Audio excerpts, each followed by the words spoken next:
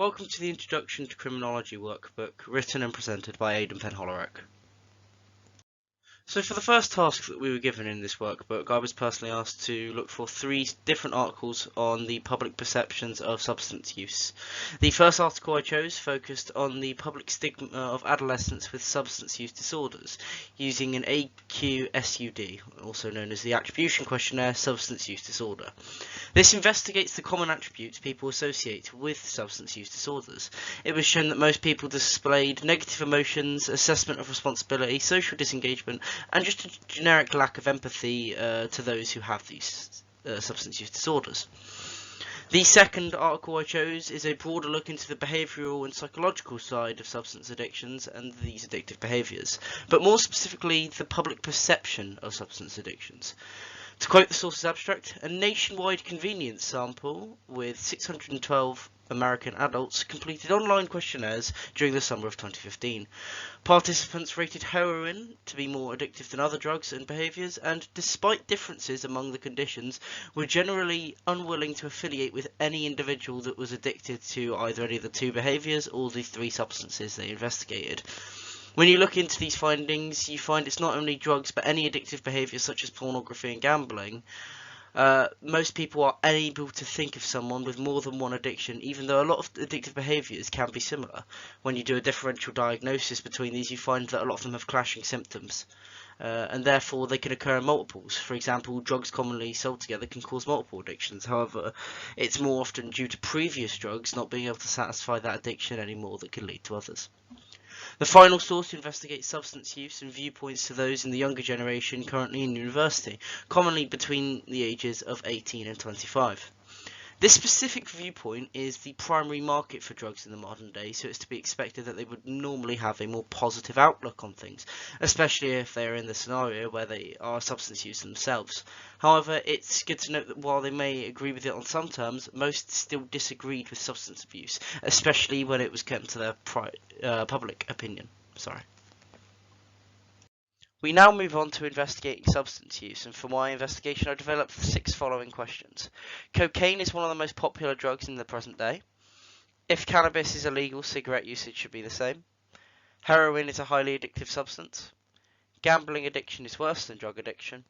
It is easier to obtain drugs than it used to be, and substance abuse is something you should seek help for. The first 3 questions are designed to engage the public opinion on the 3 most common types of illegal drugs, including the issue on the legality of cannabis, which is widely discussed if it should be legal or not, considering that both alcohol and cigarette usage is legal and they're more dangerous drugs. The popularity of dangerous drugs, and the addictivity of heroin, which my second source found to be referred by as the public as the most addictive out of all drugs investigated. The last 3 questions focus on a broader subject, including addiction and obtaining drugs as a whole, along with the next steps for coping with substance abuse. It's known obviously by most of the public that you should definitely get help for substance abuse. However, some people don't realise that actually pointing out that you need help can really trigger that process. A few years ago, an advert surfaced where young children would ask adults for a lighter to smoke, and once the adult had explained all the risks to the child on smoking, which they already knew themselves, the child would hand them a note saying exactly that. They say, you know all of this, why do you smoke yourself? And the effect that had is it caused most of them to stop smoking that day, along with all of them to get rid of what they were currently smoking. We now move on to the ethics of the study and informed consent, which is giving the participant of a study the correct information regarding the questionnaire or experiment so that they can make an informed decision regarding their participation. Informed consent is important as you cannot progress further in your study without it. It is unethical to mislead them into giving consent when the study could cause even minimal harm, either physical or psychological. Therefore, we need to give the participant enough detail regarding the study so that they can make an informed decision.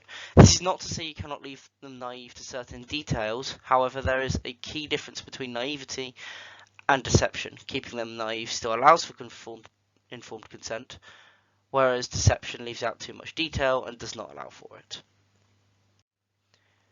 Getting ethics approval on a study is the most important thing you need. It's making sure that the people participating are not going to be at any harm whatsoever or in jeopardy of their data being leaked or anything along those lines when they're participating.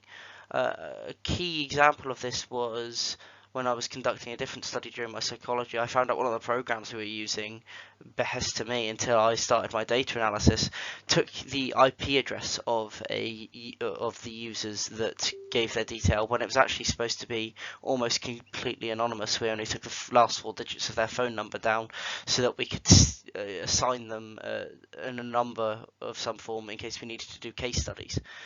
And when I found out about this, I removed all the data immediately. It's not okay to. That wasn't informed originally, and they can't give the appropriate informed consent if they don't know their own IP address is being tracked. Next, we move on to sampling, which is what we consider when we are deciding who our participants should be. For my sample, my ideal aim was to get the following criteria, which was 2 groups, one aged 18 to 25 and the other aged 25 to 50. These groups would consist of both male and female participants, both white and black, Asian or minority ethnicities, and of any occupation. This would allow me to look for differences primarily based within age, especially again that primary market of 18 to 25 regarding drug and substance abuse, but it would also allow me to look for personal biases regarding their ethnicity, their gender and their occupation by doing case studies on each response, looking for any personal differences and bias that could occur.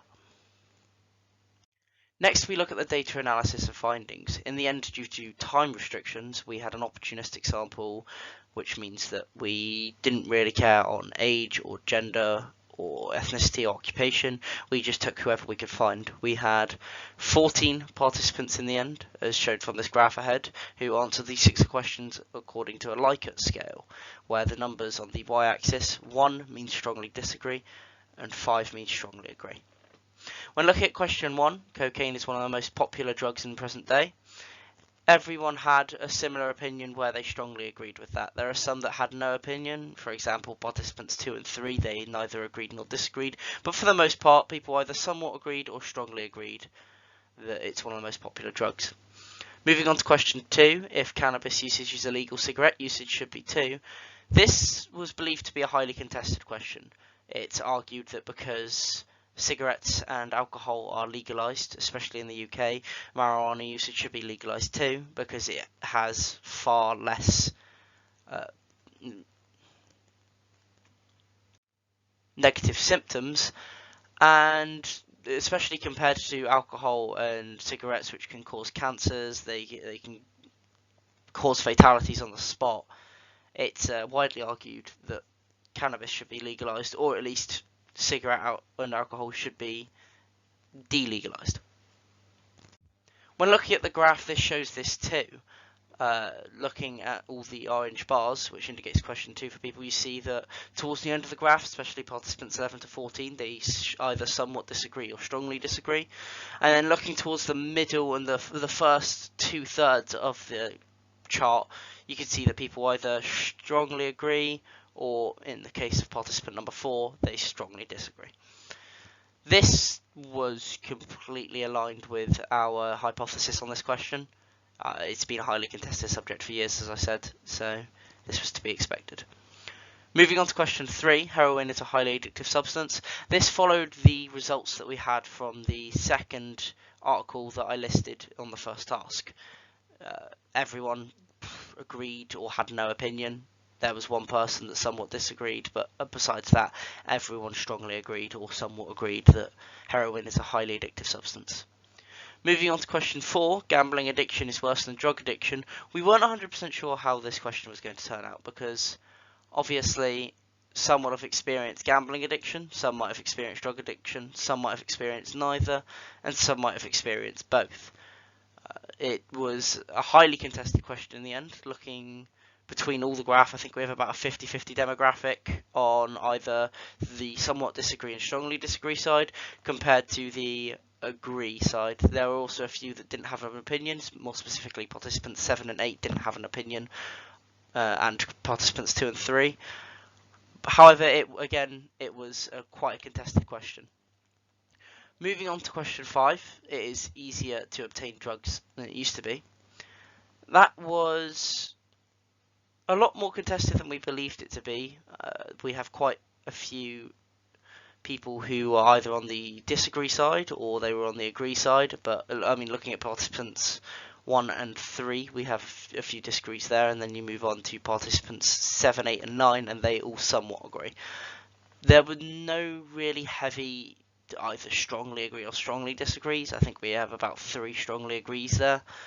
However, it was quite a contested question, which is good to see.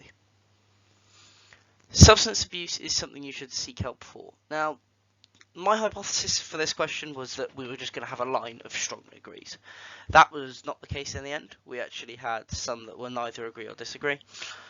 But for the most part, it was somewhat agree or strongly agree. This question was one of my favourites because just even pointing out the fact that you should seek help actually really helps people.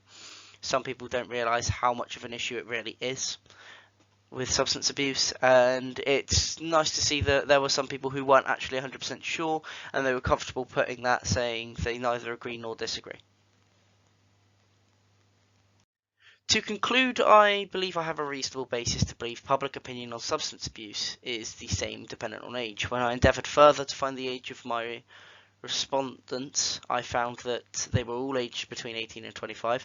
However, I wish to do a more comprehensive test to find data that brings a more accurate conclusion to that question.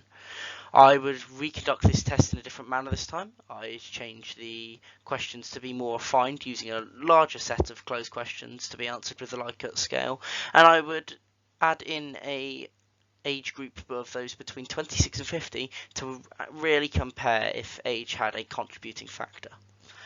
Substance usage in the United Kingdom has become a highly discussed topic, especially in the last 5 years, and public opinion will always be changing. In modern society, with social media and many different new media outlets, people's public opinion can change in an instant on any subject, let alone just substance usage. To endeavour further with the last 5 years, I used OneSearch to identify the number of articles that have been written containing the key term substance usage, with the filters of time of publishing being between 2016 and 2022, the type of source being article, and the personalised results filtered to social sciences. In the last 5 years, there have been 94,000 articles that have been written containing that key term in their title, demonstrating the popularity and ongoing discussion that this topic has, along with the vast array of subjects it really links to. I mean, social sciences, it's not just criminology. Psychology can be considered a social science, and there's many more, including sociology as well.